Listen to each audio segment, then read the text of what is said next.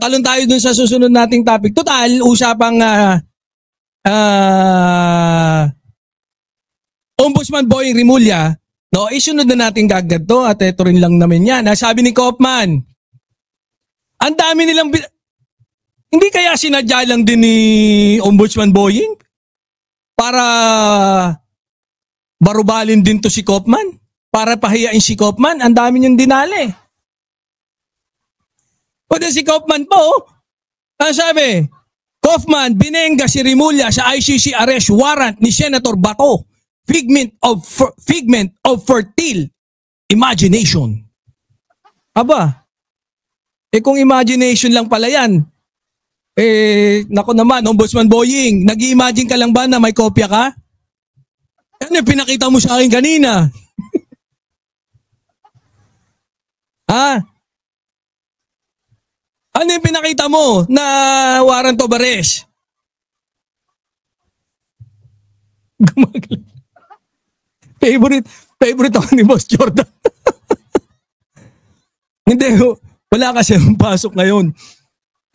Anong sabi?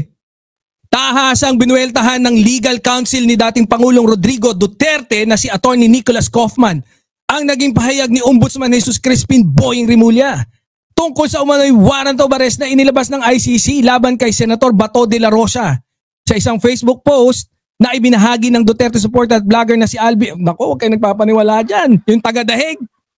Figment of imagination. Paano yan?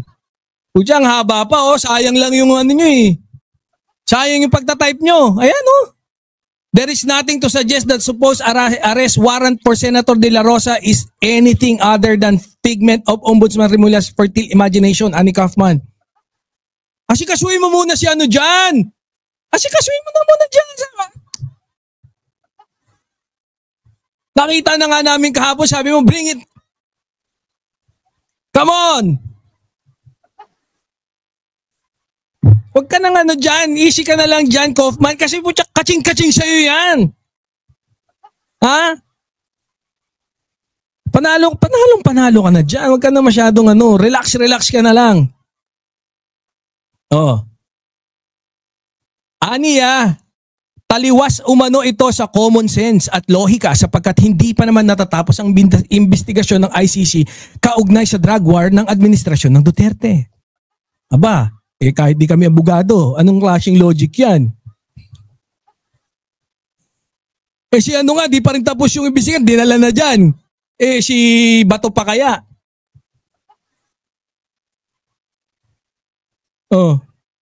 Walang kwenta tong ni Kaufman na to. It goes against all common sense prosecutorial logic for the ICC to issue further warrant in context of the Philippines investigation until the issue of its ability to exercise jurisdiction over the so-called war on drugs has been finally resolved on appeal sa Adpania. Matatandang sa isang panayam kay kamakailan kinumpirma ni Ombudsman Rimulya na mayroon ng warrant of arrest ang ICC laban kay Senator Bato de la Rosa. Kaugnay nito nagpahayag din ng kampo ng mambabatas hinggil sa umano'y arrest warrant laban sa kanya. Anila, kung ito man ay totoo, nagtiwala sila sa gobyerno ng Pilipinas na ito ay kikilos ng naayon sa batas. If proven true, we trust that the Philippine government will act in accordance with the rule of law and that such action shall first pass through the proper local judicial confirmation. Alam nyo, napakaganda. Hindi ko masabi kung okay ba, pabor ba sa atin kung ano yung ginagawa ni Ombudsman Boying Rimulya or ano yung purpose, no? Bakit? Tapos hanggang dyan nakarating. Kasi nung napanood ko yung interview ni Attorney Conti, wala naman siyang pagtanggi, no? Wala rin naman siyang pag-amin kung meron na sa... Panoorin nyo maigi. Pero yun talaga yung sinabi niya. Kaya ako, sa tingin ko, Yala Habibi. Ika nga dito sa Dubai, no? Yala Habibi, tapos ang kaso. Parang ganon. Dali to. Walang walang ibang pwedeng puntahan kundi Ito. Oh, ayan oh. Ewan ko ba, sinulok-ulok ang gumawa. Pero, kilala nyo ba kung sino to? Oh. Ikaw ba, Boss M, kilala mo kung sino to? Nandito pala sa Dubai, nagtatago. Ha? Kung talagang walang warrant of arrest,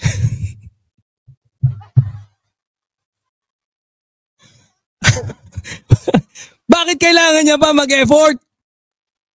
Ha? Walang warrant of arrest, nag-effort pa? Aba, naglolokohan na tayo rito. Nag-disguise na Malabumbay eh. No? Wala. Sa tingin ko, eto talaga, eto yung nakakumbinsi sa akin eh.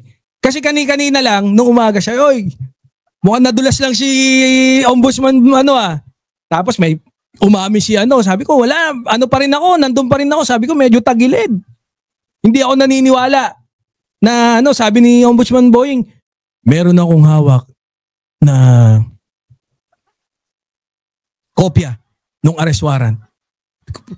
Parang pwede na kaya lang nagdadalawang isip pa rin ako eh. No? Nakita ko to. Sabi ko confirm. Sabi ko po, siya panalo. Okay, confirm. Confirm. Talagang effort sa disguise yo. Wala talaga. Hindi mo mapagkakamalan kahit i-zoom in mo pa eh. Sabi ko, wala. Winner. Winner to. Kaya, alam nyo na. Sana kayo dyan, nakumbinsi rin kayo na positibo. May hawak. Talaga may hawak na dito pa lang panalo na tayo eh. Ito pa lang patunay. Isang malaking patunay na talagang may... Kita nyo ba yung logic?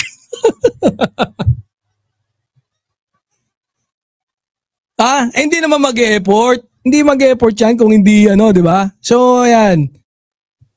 Kung, eto, panawagan na lang po namin, no?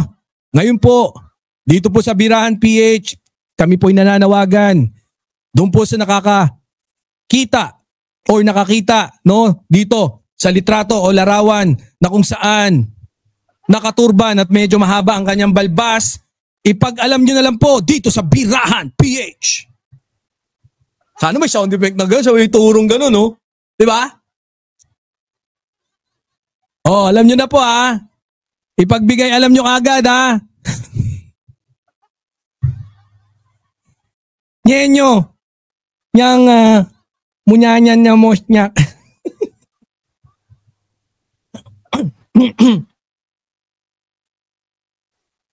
Mukhang may mapuputulan ng ethics Nyok only. Ganda nito, no? Magkakahulihan.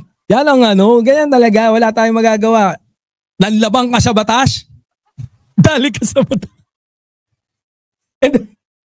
Lumabag ka sa batas? Dali ka sa batas. Ganon. Hindi pwedeng iba.